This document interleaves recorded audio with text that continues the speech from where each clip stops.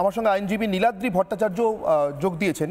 নীলাদ্রিবাবু, লাইভে এত মিথ্যা বলা যায়, এত প্রতিশ্রুতি দেওয়া যায় যেগুলো আর পূরণ করবার জন্য কোনো যত্নও নেওয়া যায় না, বা হলো কিনা তার খবরও রাখা যায় না, কিন্তু লাইভে দুটো সত্যি কথা শোনা যায় না, 5টা দাবি ডাক্তারদের শোনা যায় না।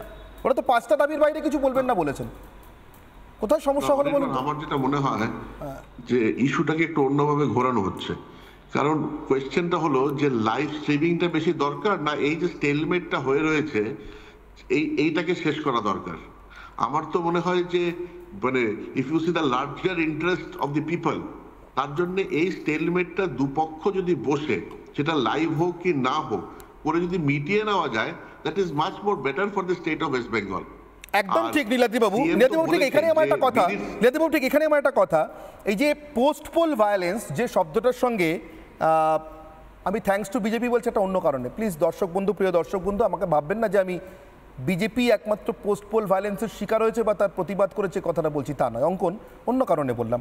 আপনারা জিয়ে রাখতে পেরেছিলেন, আদালত অব্দি টেনে নিয়ে গিয়ে ভারতের বিভিন্ন রাজ্যে নিয়ে গিয়ে, বা আমরা পারেননি, যে কোনো কারণে হোক, তাদের সাংগঠনিক দুর্বলতা বা অন্য যে কোনো কারণে হোক পারেননি, কিন্তু এরকমই পোস্ট পোল ভায়োলেন্স গ্রামে গ্রামে, পাড়ায় পাড়ায়, শহরে মোড় থেকে শুরু করে গ্রামের প্রত্যন্ত জায়গা পর্যন্ত দলের কর্মীরা আক্রান্ত হচ্ছেন, পার্টি অফিস ভেঙে গুঁড়িয়ে দেওয়া হচ্ছে, আগুন লাগিয়ে দেওয়া হচ্ছে, জরিমানা করা হচ্ছে, গ্রাম থেকে তাড়িয়ে দেওয়া হচ্ছে, এমন হাজারো অভিযোগ লিপিবদ্ধ করে, যেগুলো আইনিভাবে লিপিবদ্ধ হয়েছে, এফআইআর হয়েছে, তার সমস্ত অভিযোগ সঙ্গে করে ফাইল আপ করে নিয়ে বামপন্থীরা গিয়েছিলেন মুখ্যমন্ত্রীর সঙ্গে দেখা করতে নবান্নে।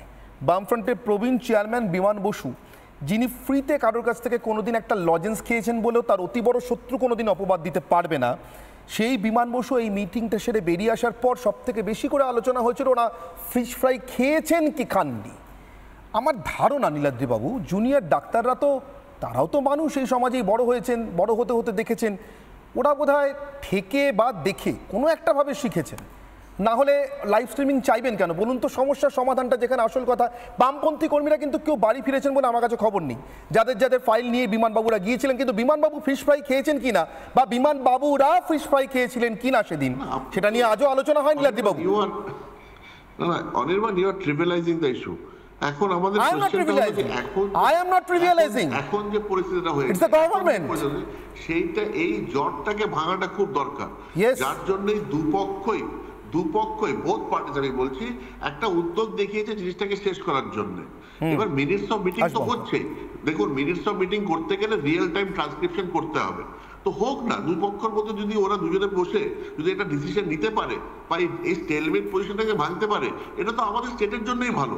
নিশ্চয়ই ভীষণ ভালো, ভীষণ ভালো। কিন্তু শুধু আমার জানার অপেক্ষা, আমার জানার ইচ্ছে, হীরক রাজার দরবারে হাজারটা অভিযোগ নিয়ে প্রবেশ করার পর কৃষক, শ্রমিক অথবা নেহাতে একজন শিল্পী, চারণ কবির যে হাল হয়েছিল, সে হালটা আমাদের চোখের বাইরে থেকে যাক, বা তেমন একটা চেষ্টা হচ্ছে সেটা আমাদের চোখের বাইরে থেকে যাক, তার জন্য কি লাইভে মানা? অঙ্কন কারণটা কি বলুন তো? আপনি কিছু বুঝতে পারছেন? লাইভে মিথ্যে বলা যায়, সত্যি শোনা যায় না। আসবো নীলাদ্রিবাবু, আপনি একটু অঙ্কনের কাছে গিয়েছে, অঙ্কন একটু বলুন।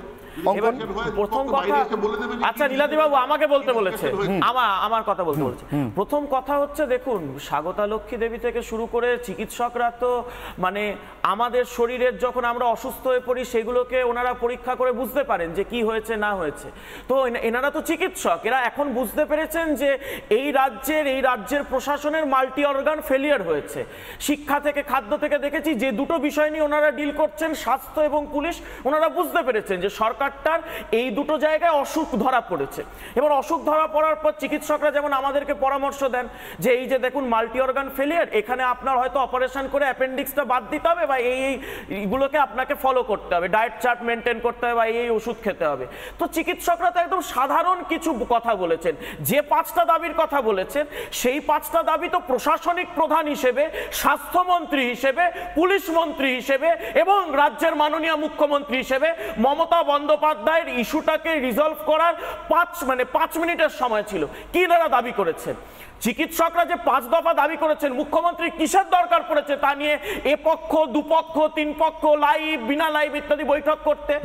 যাদেরকে ধরা রয়েছে, যে ধরুন স্বাস্থ্য অধিকর্তা, স্বাস্থ্য শিক্ষা অধিকর্তা বা স্বাস্থ্য সচিব, এনাদেরকে দাদা আমি একটু বলে নি, আপনি বলবেন দাদা আপনি বলবেন, শুনুন না। যে সমস্ত আধিকারিকদের প্রমাণিত যাদের ব্যর্থতা রয়েছে, যেমন সিপি বিনীত গোয়েল বলেছে 14 তারিখ ওইখানে আমার ইন্টেলিজেন্স ফেলিয়ার হয়েছে, ধর করে 7,000 মব এসে ভাঙচুর করে দিয়ে চলে গেছে, তার মধ্যে 1% উনি অ্যারেস্ট করতে পারেননি, মানে 70 জনকে উনি অ্যারেস্ট করতে পারেননি। তাহলে এই সিপি কোন জাদু বলে এখনো পদে থাকবেন? এই ডাক্তারবাবুরা বলেছেন ওনাকে পদ থেকে অপসারণ করা হোক। তো এইটা করতে মমতা বন্দ্যোপাধ্যায়, আবার মমতা বন্দ্যোপাধ্যায় বলেছিলেন না যে আমি তো তোমাদের দিদি হিসেবে এসেছি। আরে বাবা, আপনাকে তো আপনি কার্তিক ব্যানার্জির দিদি হিসেবে আপনি তো ইস্যুটাকে সলভ করতে পারবেন না। আমি কার্তিক ব্যানার্জির দিদি, এই জন্য তো আপনি ভোটও চাননি যে আমাকে দিদি রাখতে ভোট দাও। আপনি মুখ্যমন্ত্রী হবেন বলে 3-3 বার বাংলার মানুষ আপনাকে ভোট দিয়েছে। তা সেই জায়গাতে দাঁড়িয়ে মুখ্যমন্ত্রীর প্রশাসনিক সিদ্ধান্ত নিতে আপত্তিটা কোথায়? এই বৈঠকেরই প্রয়োজন ছিল না, লাইভ স্ট্রিমিং এরই প্রয়োজন ছিল না। আর আমরা কেন, আমি শেষ করে নিচ্ছি 10 সেকেন্ড। এর আগেও তো মুখ্যমন্ত্রীর প্রতিশ্রুতি, মুখ্যমন্ত্রীর আমি সমস্যার সমাধান করে দেব। 2019 সালে মনে নেই নির্বাচনের সময় উনি প্রেস ক্লাবের সামনে দাঁড়িয়ে আন্দোলনরত চাকরি প্রার্থীদের বলেছিলেন মডেল কোড অফ কন্ডাক্টটা উঠে যাক, আমি আপনাদের ইস্যুগুলোকে সলভ করে দেব। যে উপদেষ্টা কমিটি গঠন করেছিলেন সেই উপদেষ্টা কমিটি আরো বড় দুর্নীতি করেছে। সেই উপদেষ্টা কমিটির লোকজন আজকে জেলের ভাত খাচ্ছে। মুখ্যমন্ত্রীকে বাংলার মানুষ, চিকিৎসক, চাকরি প্রার্থী, আন্দোলনকারী বা সাধারণ মানুষ বা রাজনৈতিক কর্মী কেউ বিশ্বাস করে না, তাই লাইভ স্ট্রিমিং এর প্রসঙ্গ উঠেছে। আর মুখ্যমন্ত্রী উৎসবের কথা বলেছেন, উৎসব হবে। আমি একটা কথা শুরু বলে দিই, অনির্বাণ বাবু, আমি একটা কথা বলছি।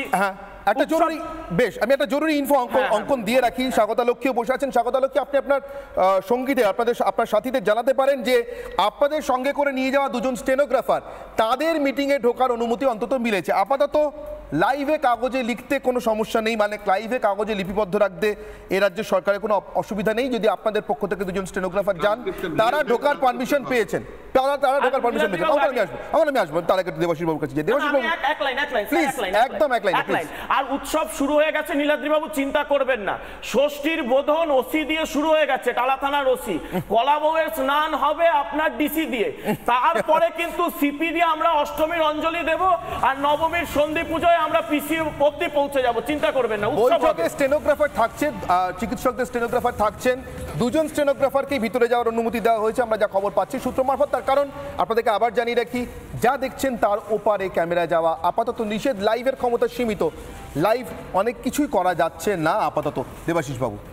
হ্যাঁ অনির্বাণ, তুমি বারবার এটাকে একটা কথা দিয়ে পুরো আলোচনাটাকে করছো, লাইভ লাইভ লাইভ। আসলে এটা অন্য জায়গা থেকে বোঝার রয়েছে। সংকটটা কিন্তু লাইভের নয়, সংকটটা হচ্ছে একটা রাষ্ট্র ব্যবস্থার স্বচ্ছতার সংকট। বলে আমি বারবার করে শুরু থেকে শেষ পর্যন্ত বলতে চাইছি, যেটা একেবারে রাষ্ট্র ব্যবস্থার সংকটের, স্বচ্ছতার সংকট। ব্যবস্থাটা কি বেঁচে নেই? না, কেন স্বচ্ছতার সংকট? আজকে একটা সরকারি ব্যবস্থার মধ্যে খুন হলো, 35-36 দিন পার হয়ে যাচ্ছে, ব্যবস্থা ট্র্যাক ডাউন করতে পারছে না, খুনটা কি করে হলো? তাহলে প্রশ্নটা বারবার করে যে জায়গাটায় উঠছে সেটা হচ্ছে স্বচ্ছতার সংকট। একটা আলোচনা হবে, সেই আলোচনাটা আজকে কিন্তু মনে রাখতে হবে ডাক্তারবাবুরা ভিকটিম হয়েছেন এবং তারা সামনে থেকে রাস্তায় দাঁড়িয়ে প্রথম সারির মেধা রাস্তায় পড়ে রয়েছে 36 দিন, এবং তারা বিচ্ছিন্নভাবে পড়ে নেই, গোটা সমাজ তাদের সাথে পড়ে রয়েছে। এই লাইভ দেখবার অধিকার শুধু পশ্চিমবঙ্গে 11 কোটি মানুষের নয়, সারা দেশের এবং বিশ্বে ছড়িয়ে থাকা সমস্ত শুভবুদ্ধি সম্পন্ন মানুষের। এই লড়াইটা কার সাথে কার হচ্ছে জানো তো?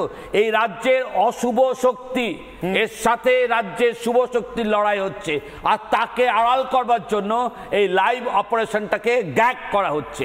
তার মানে মূলত যে স্বচ্ছ ব্যবস্থাটাকে কণ্ঠরুদ্ধ করার জন্য লাইভ ব্যাপারটাকে ডিবার করা হচ্ছে। এটা রাষ্ট্রের কাছে কিন্তু অত্যন্ত চিন্তার জায়গা, কারণ এটা একটা অগণতান্ত্রিক। আমি ঠিক সেই চিন্তার জায়গা থেকে এতক্ষণ এই প্রশ্নগুলো তুলে গিয়েছি যে মুখ্যমন্ত্রী 11 সালে ক্ষমতায় আসার পর হঠাৎ হাসপাতাল ভিজিট, হঠাৎ হাসপাতালে গিয়ে চিকিৎসকদের বরখাস্ত করা বা সাময়িক বরখাস্ত করা, এই সবটা লাইভে করতে অভ্যস্ত তিনি। হঠাৎ আজ লাইভে এত তার বিতরাগ কেন? লাইভ ছিল ভীষণ প্রিয়, সেই লাইভই সব বিষিয়ে দিল, কি করে সম্ভব জানি না।